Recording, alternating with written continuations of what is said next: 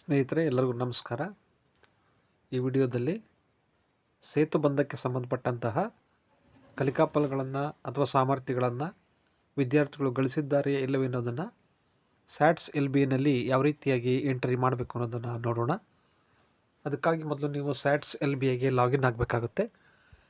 ಗೂಗಲ್ನಲ್ಲಿ ಸ್ಯಾಟ್ಸ್ LB ಅಂತೇಳಿ search ಮಾಡಿ ನಂತರ ಬರ್ತಕ್ಕಂಥ ಆಯ್ಕೆಯನ್ನು ಸೆಲೆಕ್ಟ್ ಮಾಡಿಕೊಂಡಾಗ ಈ ರೀತಿಯಾದಂಥ ವಿಂಡೋಗೆ ನಾವು ಬರ್ತೀವಿ. ಇದರಲ್ಲಿ ನಾವು ಲಾಗಿನ್ ಆ್ಯಸ್ ಟೀಚರನ್ನು ಸೆಲೆಕ್ಟ್ ಮಾಡ್ಕೋಬೇಕು. ಟೀಚರ್ ಆಗಿ ಲಾಗಿನ್ ಆಗಬೇಕಾಗುತ್ತೆ. ಇದಕ್ಕಾಗಿ ನಮ್ಮ ಯೂಸರ್ ನೇಮ್ KGD ನಂಬರ್ ಅಥವಾ ಎಂಪ್ಲಾಯಿ ID ಆಗಿರುತ್ತೆ. ಅದನ್ನು ಎಂಟರ್ ಮಾಡಿ ನೀವು ಸೆಂಡ್ OTP ಮೇಲೆ ಕ್ಲಿಕ್ ಮಾಡಿದರೆ ನಿಮ್ಮ KGDಗೆ ರಿಜಿಸ್ಟರ್ ಆದಂತಹ ಮೊಬೈಲ್ ನಂಬರ್ಗೆ ಒಂದು 6 ಅಂಕಿಗಳ OTP ಬರುತ್ತೆ. ಈ OTPಯನ್ನು ನೀವು ಎಂಟರ್ ಮಾಡಿ ವೆರಿಫೈ OTP ಮೇಲೆ ಕ್ಲಿಕ್ ಮಾಡಿದರೆ ಆಗ ನೀವು ಸಕ್ಸಸ್ಫುಲ್ಲಾಗಿ ಲಾಗಿನ್ ಆಗ್ತೀರಾ. ಸರಿಯಾದ OTPಯನ್ನು ಎಂಟರ್ ಮಾಡಿ ವೆರಿಫೈ OTP ಮೇಲೆ ಕ್ಲಿಕ್ ಮಾಡಿದಾಗ ನಾವು ಈ ರೀತಿಯಾದಂಥ ಒಂದು ಲಾಗಿನ್ ಆದಂತಹ ವಿಂಡೋಗೆ ಬರ್ತೀವಿ. ಇದರ ಎಡಭಾಗದಲ್ಲಿ ನಾವು ಮೇಲ್ಗಡೆ ನೋಡಿದಾಗ 3 ಗೆರೆಗಳು ಕಾಣುತ್ತೆ. ಅದು ಸೈಡ್ ಮೆನು ಆಗಿರುತ್ತೆ. ಆ ಸೈಡ್ ಮೆನುವನ್ನು ಓಪನ್ ಮಾಡಿದಾಗ ನಮಗೆ ಕೊನೆಯಲ್ಲಿ ಬ್ರಿಡ್ಜ್ ಕೋರ್ಸ್ ಅಂತ ಕಾಣಿಸುತ್ತೆ. ಆ ಬ್ರಿಡ್ಜ್ ಕೋರ್ಸ್ ಆಯ್ಕೆಯನ್ನು ನಾವು ಸೆಲೆಕ್ಟ್ ಮಾಡಿಕೊಂಡು ಬ್ರಿಡ್ಜ್ ಕೋರ್ಸ್ಗೆ ಸಂಬಂಧಪಟ್ಟಂಥ ವಿವರಗಳನ್ನು ಎಂಟರ್ ಮಾಡಬೇಕಾಗುತ್ತೆ.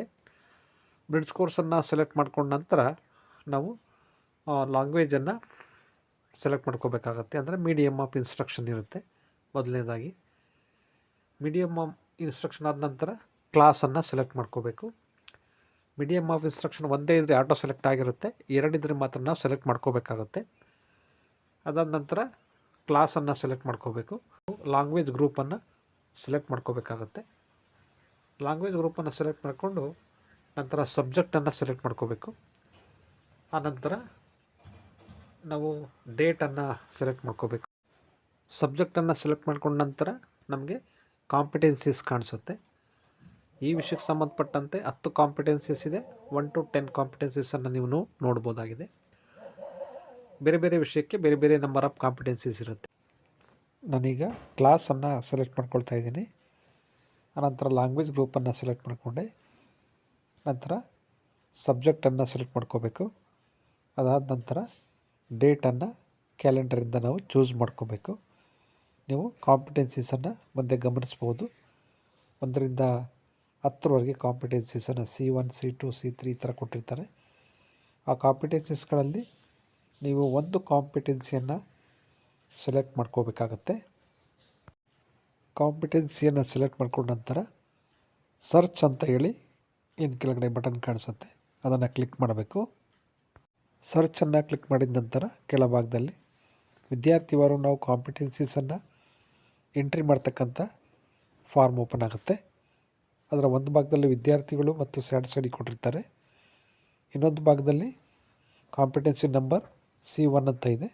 ಅದರ ಕೆಳಭಾಗದಲ್ಲಿ ನಮಗೆ ಸೆಲೆಕ್ಟ್ ಅಂತಕ್ಕಂಥ ಒಂದು ಬಾಕ್ಸ್ ಇದೆ. ಆ ಬಾಕ್ಸನ್ನು ಕ್ಲಿಕ್ ಮಾಡಿದರೆ ಎಸ್ ಆರ್ ನೋ ಆಯ್ಕೆಗಳು ಓಪನ್ ಆಗುತ್ತೆ. ಈ ಆಯ್ಕೆಗಳಲ್ಲಿ ಕಾಂಪಿಟೆನ್ಸಿಯನ್ನು ಗಳಿಸಿದರೆ ಎಸ್ಸನ್ನು ಸೆಲೆಕ್ಟ್ ಮಾಡ್ಕೋಬೇಕು. ಇಲ್ಲಾಂದರೆ ನೋ ಅನ್ನು ಸೆಲೆಕ್ಟ್ ಮಾಡ್ಕೋಬೇಕಾಗತ್ತೆ. ಒಮ್ಮೆ ಸೆಲೆಕ್ಟ್ ಮಾಡ್ಕೊಂಡ ನಂತರ ಆ ಬಾಕ್ಸ್ ಗ್ರೀನ್ ಕಲರಲ್ಲಿ ಶೋ ಆಗುತ್ತೆ. ಈ ರೀತಿ ಎಲ್ಲ ವಿದ್ಯಾರ್ಥಿಗಳಿಗೂ ಕೂಡ ನಾವು ಒಂದೊಂದು ಕಾಂಪಿಟೆನ್ಸಿಗೂ ಎಸ್ ಆರ್ ನೋ ಅನ್ನು ಸೆಲೆಕ್ಟ್ ಮಾಡ್ಕೋಬೇಕಾಗತ್ತೆ. ಆನಂತರ ಕೆಳಭಾಗದಲ್ಲಿ ಸೇವ್ ಅಂತಕ್ಕಂಥ ಒಂದು ಆಯ್ಕೆಯನ್ನು ಕೊಡಲಾಗಿದೆ. ಈ ಸೇವ್ ಆಯ್ಕೆಯನ್ನು ಕ್ಲಿಕ್ ಮಾಡೋದ್ರ ಮೂಲಕ ನಾವು ಎಂಟ್ರಿ ಮಾಡಿದಂಥ ಡಾಟಾವನ್ನು ಸೇವ್ ಮಾಡ್ಬೋದಾಗಿರುತ್ತೆ. ಈ ರೀತಿಯಾಗಿ ನಾವು ಸೇತುಬಂಧಕ್ಕೆ ಸಂಬಂಧಪಟ್ಟಂತಹ ಕಲಿಕಾಫಲಗಳು ಅಥವಾ ಸಾಮರ್ಥ್ಯಗಳನ್ನು ಗಳಿಸಿದ್ದಾರೆಯೇ ಇಲ್ಲವೆನ್ನೋದನ್ನು ನಾವು ಎಸ್ ಆರ್ ನೋ ಅನ್ನು ಎಂಟರ್ ಮಾಡೋದ್ರ ಮೂಲಕ ವಿದ್ಯಾರ್ಥಿಗಳ ಮಾಹಿತಿಯನ್ನು ಭರ್ತಿ ಮಾಡ್ಬೋದಾಗಿರುತ್ತೆ. ಧನ್ಯವಾದಗಳು.